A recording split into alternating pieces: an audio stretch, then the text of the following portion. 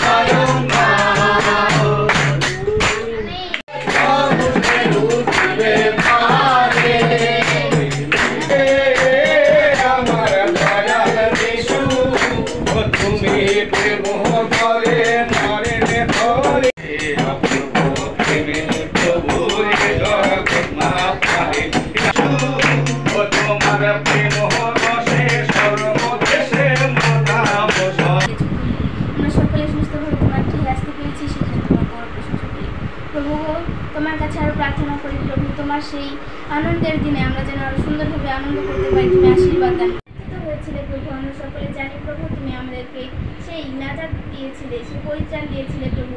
সেই জন্য আমরা সকলে প্রভু তুমি আশীর্বাদ দান করো, তারা যেন প্রত্যেককে তোমার সেই আনন্দে আনন্দিত হতে পারে। তুমি তাদের প্রত্যেককে তুমি আশীর্বাদ দান করো প্রভু। আমরা সকলে সুস্থ আছি প্রভু, সেই জন্য তোমার গৌরব প্রশংসা করি। আমাদের মধ্যে যারা অসুস্থ রয়েছে তারা যেন সুন্দরভাবে সুস্থ হতে পারে।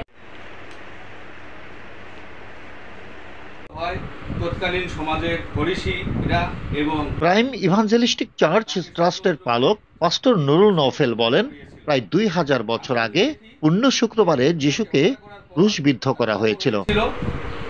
এই ঘটনার তৃতীয় দিন রোববার মৃত্যুকে জয় করে জীবিত হয়ে ফিরে ওঠেন তিনি, মানবজাতিকে পাপ থেকে মুক্ত করেন।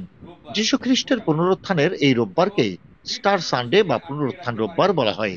স্টার সানডে উপলক্ষে প্রাইম ইভাঞ্জেলিস্টিক চার্চ ট্রাস্টে দিনব্যাপী আয়োজনের মধ্যে ছিল আলোচনা সভা, বাইবেল পাঠ, ধর্মীয় সঙ্গীতের মাধ্যমে যিশুর পুনরুত্থানকে উদযাপন করা।